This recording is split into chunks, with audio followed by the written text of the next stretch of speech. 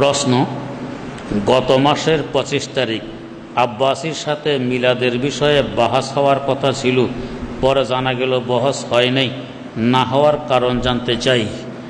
কারণ তো ভাই অনেক লম্বা। কেন 25 তারিখের বহস হইল না, কথাটা পরিষ্কারভাবে পূজার আগে একটা দৃষ্টান্ত দিই। দৃষ্টান্ত, মাঠে চড়তে গেছে দুইটি গাভী।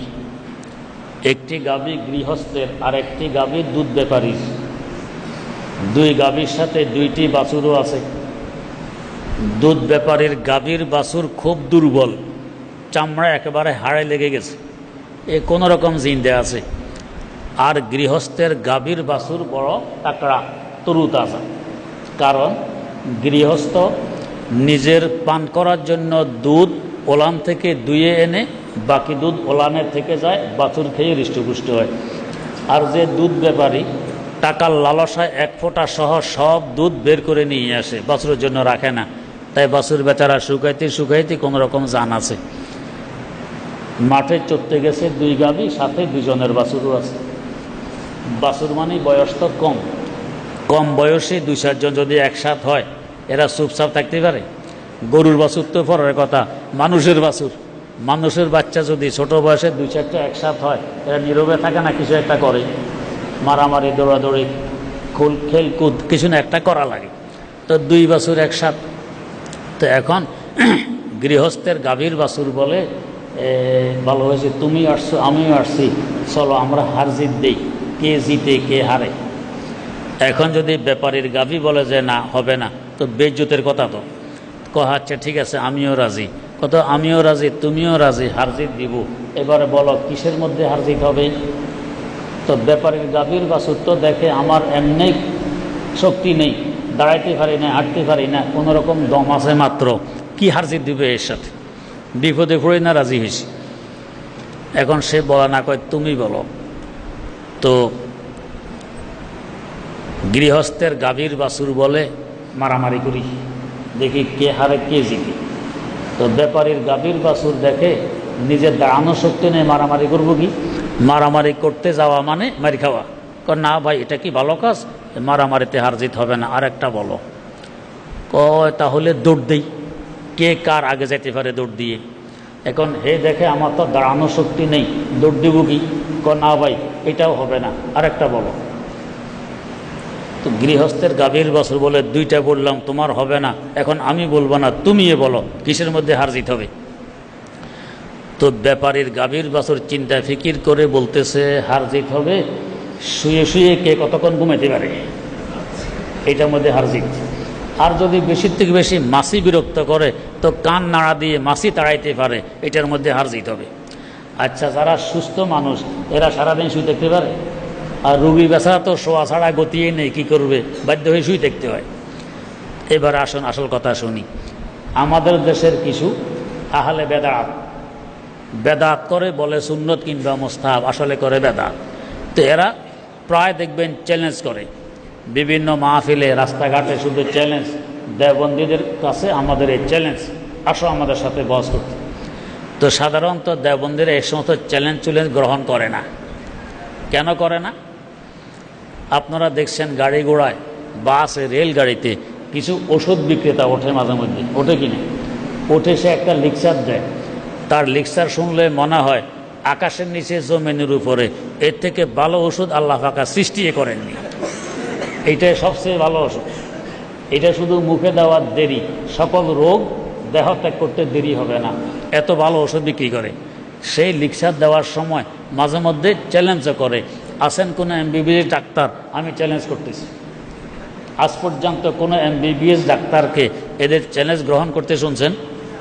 এমবিবিএস ডাক্তার কি কোনো জায়গায় থাকে না এমন তো নয়, কোনো বাসে আছে, কোনো রেলের বগিতে আছে, এরপরও গ্রহণ করে না চ্যালেঞ্জ। কেন করে না? সে বোঝে আমি তো লেখাপড়া করে ডাক্তার হয়েছি, সার্টিফিকেটধারী ডাক্তার, আরে হকারি করতে করতে কী হয়েছে, ওষুধ বিক্রেতা হয়েছে, হের চ্যালেঞ্জের কী ভ্যালু, এই জন্য ডাক্তার চ্যালেঞ্জ গ্রহণ করে না। তো ঠিক এরকম এই কিছু বেদাতিরা এই জায়গা জায়গায় চ্যালেঞ্জ, ওলামায় দেওবন্দ বোঝে এর চ্যালেঞ্জের কী ভ্যালু, এরা এগুলো গ্রহণও করে না, চুপচাপ থাকে, মাথা বুলি করে। কিন্তু যখন মাথার উপরে উঠে পড়ে, তো ওলামায়ে দেওবন্দের মধ্যেও তো হক্কানি আলেমদের মধ্যেও তো যুবক ভাই আছে রক্ত গরম, এরা দেখে কি আমাদের মুরব্বীদের মাথার উপরে উঠছে, এখন তো আর চুপ থাকা যায় না, তখন এরা বাধ্য হয়ে চ্যালেঞ্জটা গ্রহণ করে। আচ্ছা, গ্রহণ করার পরে এবারে ঠিক আছে, তারিখ ঠিক, জায়গা ঠিক, এবারে ও বহস হবে কি দিয়ে? তো বেদাতিরা বলে তোমরা বলো, ওলামায়ে দেওবন্দি ওলামায়ে হক্কানি বলে তোমরা বলো। বেদাতিরা বলে না, শেষমেশ ওলামায়ে হক্কানি ওলামায়ে দেওবন্দ বলে বহস হবে কোরআন আর হাদিস দিয়ে। তৃতীয় শতাব্দীর পরে কোনো কিতাবের দলিল হবে না, কোরআন হাদিস দিয়ে বহস হবে।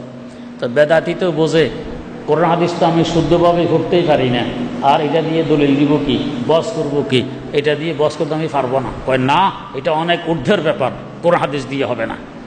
তো এবারে ওলামায়ে হক্কানি বলে এটা না হলে চলো আমল দিয়ে বহস হবে, কার আমল মদিনার সাথে মিলে, মেড ইন মদিনা, আর কার আমল মদিনার সাথে মিলে না, মেড ইন চিটাগাং। কিছু আমল আছে চিটাগাংয়ের সাথে মিলে, যেমন আমরা যে দুরূদ শরীফ পড়ি নামাজে, বা আমার খুতবার পরে এখানে পড়লাম, এই দুরূদ শরীফ বুখারী শরীফে আছে, এটা মেড ইন মদিনা দুরূদ শরীফ। আর বেদাতিরা পড়ে কি, সালাতুন ইয়া রাসূলুল্লাহ আলাইকুম, সালামুন ইয়া হাবিবাল্লাহ আলাইকুম। এটা কোনো হাদিসে নাই, এটা মেড ইন চিটাগাং। চিটাগাংয়ের কর্ণফুলী নদীর এই পাড়ে আমরশা ব্রিজের দক্ষিণ পাড়ে বাড়ি সুফি আহসানুল্লাহ, উনি বানাইছেন এই দুরূদ শরীফ, এটা পড়ে হেরা। যখন ওলামায়ে দেওবন্দ ওলামায়ে হক্কানি বলে কার আমল মদিনার সাথে মিলে, এ আমল দিয়ে হবে বহস। এখন এরা দেখে সর্বনাশ, প্রথম তো দুরুদেই মিলে না মদিনার সাথে, টুপিও মিলে না। ওলামায়ে দেওবন্দ টুপি মাথা দেয়, মাথার সাথে লেগে থাকে, আর হেরা মাশাআল্লাহ 1.5 হাত লম্বা এক টুপি, মাথার মধ্যে লাগে না, কিছু না, এটা বাতাসে উড়ে যায়, তত মুশকিল। টুপিও মিলে না, নামাজও মিলে না, তারপরে দুরূদ শরীফও মিলে না, এটা দিয়ে তো কুলাতে পারবো না। কয় না, এটা দিয়েও হবে না, এটা অনেক ঊর্ধ্বের ব্যাপার সেপার। তো ওলামায়ে দেওবন্দ বলে কোরআন হাদিস বললাম হবে না, আমল বললাম হবে না, কি দিয়ে হবে এবার তোমরাই বলো। তো শেষমেশ চিন্তা ফিকির করে বলে কি, কয় বহস হবে সিন্নি কে কত বেশি খেতে পারে, এটা দিয়ে হবে বহস। এই জন্য দেখবেন কত সিন্নির আবিষ্কার। 12 রবিউল আউয়ালে একবার সিন্নি, ফাতেহা দুয়াজদাহমে আবার সিন্নি, ফাতেহা ইয়াজদাহমে আবার সিন্নি, শবে বরাতে আবার সিন্নি, শবে কদরে আবার সিন্নি, আর সব বনাস সিন্নি সারা বছর। একবার উরুস, একবার সিন্নি, একবার সেই শুধু সিন্নির আবিষ্কার, কে কত সিন্নি খেতে পারে, এটা দিয়ে হবে বহস। এবার আসল কথা শুনি। এই বেচারা এনায়েতুল্লাহ আব্বাসী, হজরত মৌলানা কারামত আলী জৌনপুরী রহমতুল্লাহ আলাইহির ছেলেদের বংশের নন। এনায়েতুল্লাহ আব্বাসীর আব্বার নাম নেসার আহমদ আব্বাসী, তাঁর আব্বার নাম সিদ্দিক আহমদ আব্বাসী। সিদ্দিক আহমদ আব্বাসী ছিলেন কারামত আলী জৌনপুরী রহমতুল্লাহ আলাইহির মেয়ের জামাই। বংশ বলেন বাপ থেকে হয় না, মা থেকে হয়, বাপ থেকে হয়। তো তাহলে এনায়েতুল্লাহ আব্বাসীর বংশ জৌনপুর কারামত আলী জৌনপুরী সাহেবের থেকে নয়, কারামত আলী জৌনপুরও তার বাপের নানা। তো নানা থেকে বংশ হয় না, বংশ হয় দাদা থেকে, বাপ থেকে। তাইলে সে যে নিজের বংশ জোড়ে কারামত আলী জৌনপুরী সাহেবের, এটাও ভুল। আচ্ছা, এবারে আসুন, তিনি জায়গায় চ্যালেঞ্জ করে যে মিলাদ পড়া, কিয়াম করা এটা মুস্তাহাব বলে তিনি। এদিকে বলেন মুস্তাহাব, এদিকে মাঝে মধ্যে ওনার বয়ানে আছে যারা মিলাদ কিয়াম করবে না তারা কাফের। এদিকে মোস্তাহাব, এদিকে বলে কাফের, আবার বলে ফেতনাবাজ, এই ধরনের। ওনার এলাকায় এক মাহফিল মাওলানা লুৎফুর রহমান ফরাজি সাহেবের, উনি মাহফিলে গিয়ে কথায় কথায় মিলাদ কিয়াম সম্পর্কে আলোচনা করছেন। আব্বাসীর কানে এগুলো গেছে। তখন এনায়েতুল্লাহ আব্বাসী ওনার পক্ষ থেকে লোক পাঠাইলেন লুৎফুর রহমান ফরাজির কাছে, যে তোমাদের মুরব্বী হাটহাজারী মাদ্রাসার মহাপরিচালক আহমদ শফি আমার ভয়ে 17 মাস পলাতক ছিল, আমার সাথে বহস করতে গিয়ে বয়ে 17 মাস পলাতক ছিল।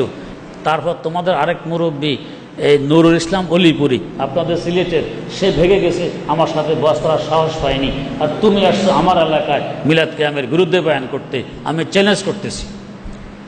লুৎফুর রহমান ফরাজি বললেন, ঠিক আছে, তোমার কথা অনুপাতে যদি বাংলাদেশের মুরব্বী আল্লামা আহমদ শফি ভেগে যান, পলাতক হয়ে যান, আর মাওলানা নুরুল ইসলাম অলিপুরি সাহেব ভেগে যান, আমি ওনাদের ছাত্র আমি ভাগবো না, ঠিক আছে আমি রাজি আছি, তারিখ দাও।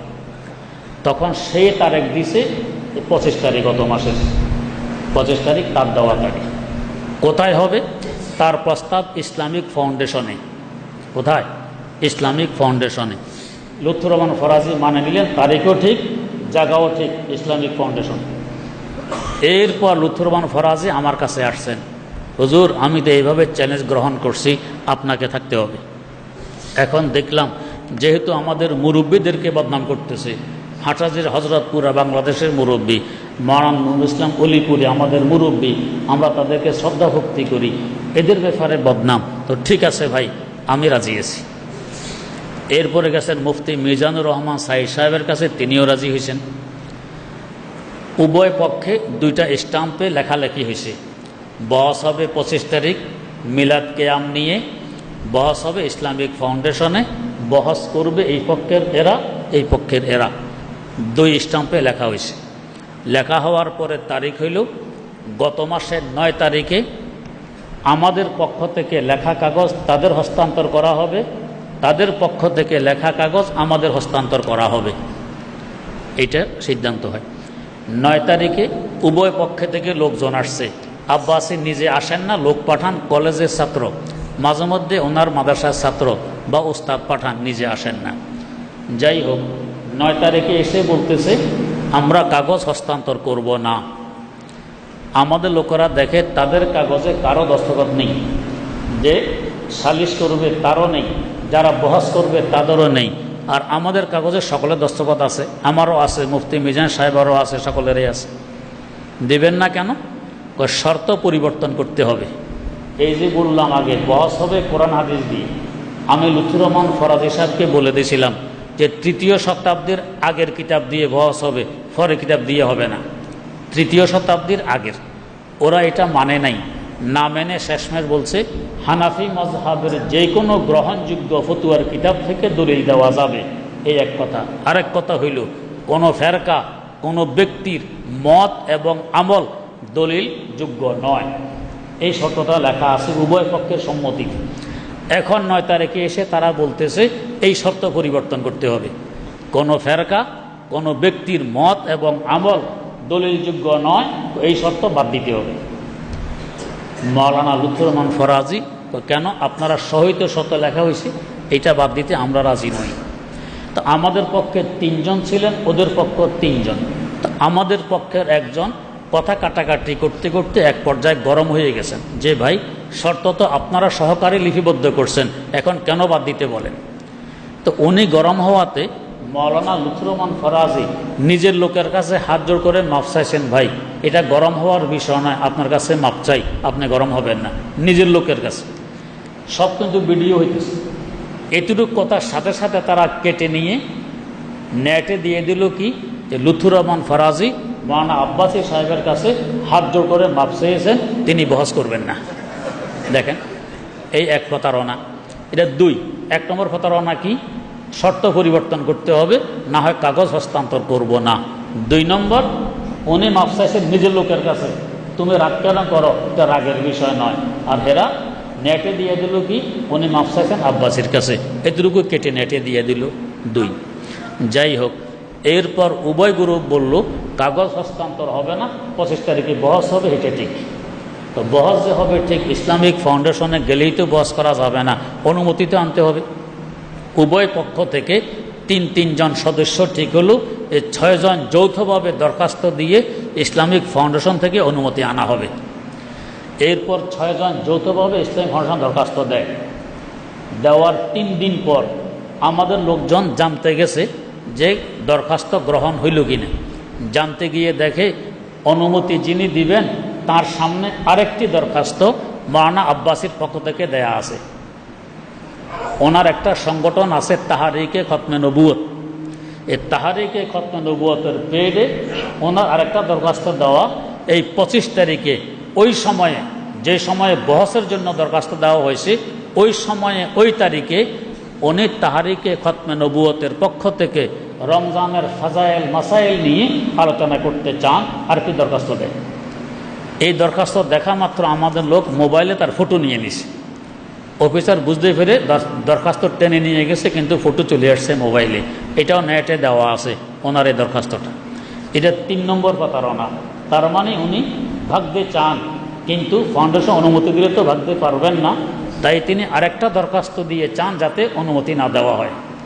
ঠিকই 2 দরখাস্ত একই তারিখের জন্য আসাতে ফাউন্ডেশন অনুমতি দেয়নি।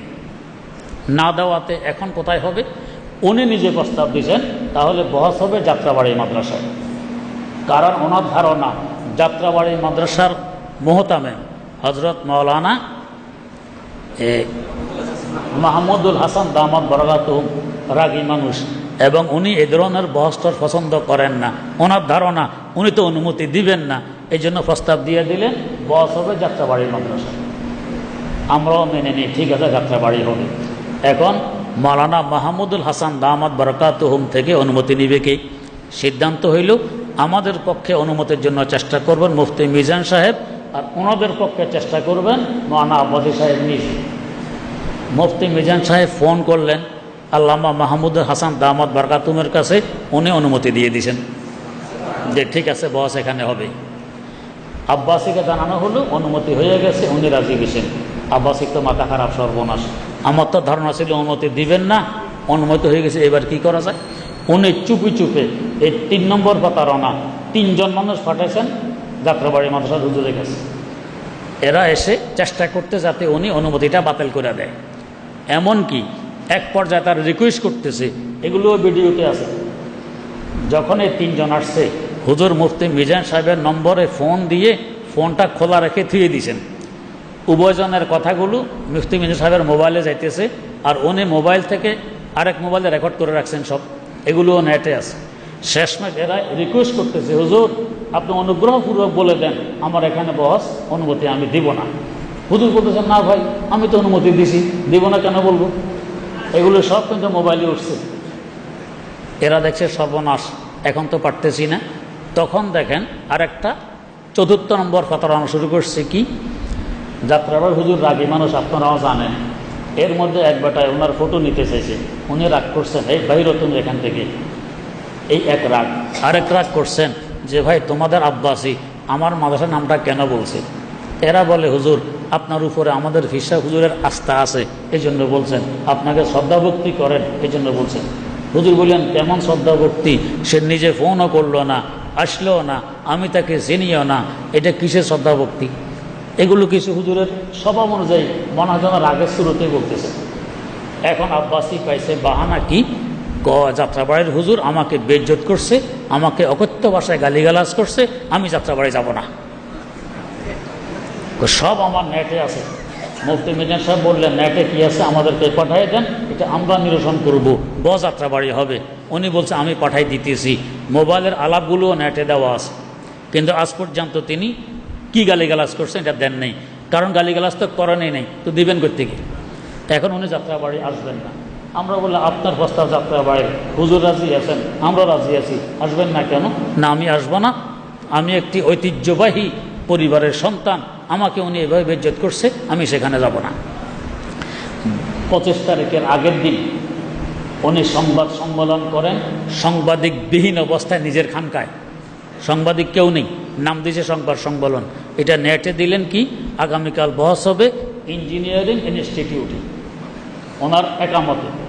বহস যেহেতু 2 গ্রুপে হবে, তাই 2 গ্রুপ সম্মতিক্রমে তো জায়গা ঠিক করবে। উনি একামতে ঘোষণা দিলেন কি যে বহস হবে ইঞ্জিনিয়ারিং ইনস্টিটিউট। আমরা খোঁজ নিলাম যে ইনস্টিটিউটে উনি অনুমতি দরখাস্ত দিয়েছেন কিনা বা অনুমতি হয়েছে কিনা। আমরা খোঁজ নিয়ে দেখি দরখাস্ত দিয়েছেন, ওই তাহারিকে খতম নবুয়তের পেডে রমজান সম্পর্কে তিনি আলোচনা করবেন, এই জন্য অনুমতি চান। বসের কথা নেই, কিন্তু অনুমতি দেয়া হয়নি। যখন অনুমতি দেওয়া হয়নি আমরা নিশ্চিত অনুমতি যখন পাইনি সেখানে তো আসতে পারবে না, আসতে হবে যাত্রাবাড়ি। 25 তারিখে আমাদের লোকজন যাত্রাবাড়ি হাজির। আমি মুফতি মিজান সাহেব একসাথে রওনা করছি, লুৎফুর রহমান ফরাজি, মাওলানা শামসুদ্দোহা এবং মাওলানা শফি কাসেমি, তারা যাত্রাবাড়ি আগেই হাজির ছিলেন। সকাল 10টা বাজার আগেই, 10টা থেকে বহস শুরু হওয়ার কথা, আগেই উনি ওনার কিছু লোকজন নিয়ে, হয়তো 30-40 জন হবে, লোকজন নিয়ে ইঞ্জিনিয়ারিং ইনস্টিটিউটের সামনে ফুটপাতে এসে বসছেন, কারণ ভিতরে তো অনুমতি পাননি। ফুটপাতে বসছেন গাছতলায়, বসে এখন বক্তব্য শুরু করছেন যে আমি তো আসছি, ওয়াহাবিরা কই, ওয়াহাবিরা আসতেছে না, এই জন্য আমি এককভাবে ঘোষণা দিলাম আমরা বিজয়ী, ওয়াহাবিরা চরমভাবে বিপর্যয় পরাজিত হয়ে গেছে ঘোষণা দেয়। আর এদিকে যাত্রাবাড়ি থেকে আমাদের লোকেরা যে যাত্রাবাড়ি আমরা আসি, আপনি আসেন, যাত্রাবাড়ি আসে নাই। এর মধ্যেই পুলিশ গিয়ে ওনাকে ফিটিয়ে ভাড়া দিয়েছে এখান থেকে সরাইয়া, রাস্তার কিনার থেকে। কার কার মোবাইল নিয়ে গেছে এগুলো নেটে আছে, কার কার মোবাইল নিছে, কার কার মোবাইল নিছে, নেটের শব্দ এগুলোও পাওয়া যায়। পুলিশ তাড়াই দিয়েছে, উনি এখান থেকে চলে গেছেন। এই তো কথা শেষ। এ হলো বহসের ইতি কথা। তো এইটাই বলছিলাম যে চ্যালেঞ্জ করে নিজেরা বাগো নিজেরা, যে আর ওলামায়ে হক্কানির সামনে আসার সাহস করে না। যাই হোক, আল্লাহ রাব্বুল আলামিন সহি বুঝার তৌফিক দান করুন।